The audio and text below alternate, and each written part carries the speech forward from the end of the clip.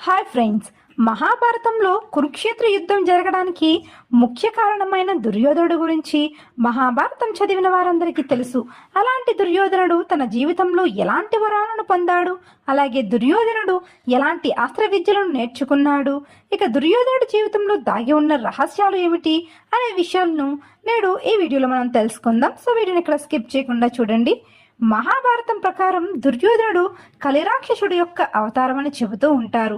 ఇతని వివాహం కళింగ రాజ్యపు రాజకుమారి అయిన చిత్రాంగదతో జరిగింది. అలాగే చిత్రాంగద మరొక పేరే భానుమతి అని కూడా అంటారు.